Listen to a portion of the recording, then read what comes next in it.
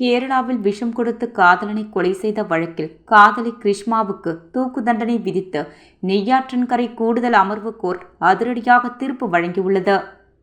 கடந்த 2022ஆம் ஆண்டு கன்னியாகுமரி மாவட்டம் எல்லையான கேரள மாநிலம் பாரசாலை முரியக்கரையை சேர்ந்தவர் ஷோரன்ராஜ்.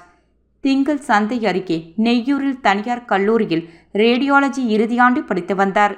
கல்லூரிக்கு பஸ்ஸில் வந்து சென்றபோது காளியக்காவிளை அருகே ராமவர்மன் சிறையை சேர்ந்த கிருஷ்மா என்ற மாணவியுடன் பழக்கம் ஏற்பட்டு காதலாக மாறியது.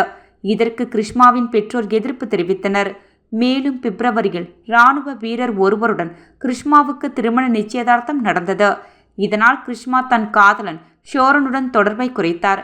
ஆனால் ஷோரன் தொடர்ந்து அவருடன் பேச முயற்சித்தார். இருவரும் நெருக்கமாக இருந்த போட்டோக்கள் ஷோரனிடம் இருந்ததால் அவரை வீட்டுக்கு அழைத்த கிருஷ்மா கஷாயத்தில் விஷம் கலந்து கொடுத்தார். வாந்தி எடுத்த அந்த வாலிபர் திருவனந்தபுரம் மருத்துவக் கல்லூரியில் அனுமதிக்கப்பட்டு இறந்தார். பாரசாலை போலீசார் கிருஷ்மாவை கைது செய்தனர். இந்த கொலை வழக்கில் கிருஷ்மாவுடன் சேர்ந்த அவரது தாய் சிந்து, மாமா நிர்மல் குமரன் ஆகியோரையும் போலீசார் கைது செய்தனர். இந்த வழக்கு நெய்யாற்றின் கரை கூடுதல் அமர்வு கோர்ட்டில் நடைபெற்று வந்தது. பல்வேறு கட்ட விசாரணைக்கு பிறகு குற்றம் சாட்டப்பட்ட கிருஷ்மா அவரது தாய் மாமன் நிர்மல் குமார் நாராயணை குற்றவாளிகளாக கோர்ட் அறிவித்தது. கிருஷ்மாவின் தாயார் சிந்து விடுதலை செய்யப்பட்டார். இந்த நிலையில் குற்றம் சாட்டப்பட்டவர்களுக்கான தண்டனை விபரத்தை கோர்ட் இன்று அறிவித்துள்ளது. அதன்படி காதலி கிருஷ்மாவிற்கு தூக்கு தண்டனை விதிக்கப்பட்டது. மேலும் அவரது மாமன் நிர்மல் குமார் நாயருக்கு 3 ஆண்டுகள் சிறை தண்டனையும் விதிக்கப்பட்டது. தீர்ப்பு வழங்கப்பட்ட பிறகு கிருஷ்மா தரப்பில் சில கோரிக்கைகள் முன்வைக்கப்பட்டன.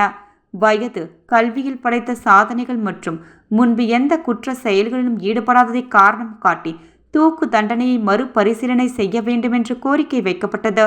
மேலும் அவரது வாழ்க்கை மறுசீரமைக்க தேவையான வாய்ப்பை கிருஷ்மாவுக்கு வழங்க வேண்டுமென்று வலியுறுத்தப்பட்டது. அவை ஏற்கப்படவில்லை.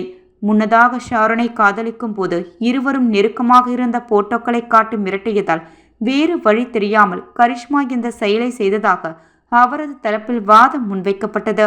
ஆனால் பிளாக்மெயில் செய்ததற்கான எந்த ஆதாரமும் இல்லை என்று அரசு தரப்பில் கோர்ட்டில் தெரிவிக்கப்பட்டது என்பதும் குறிப்பிடத்தக்கது.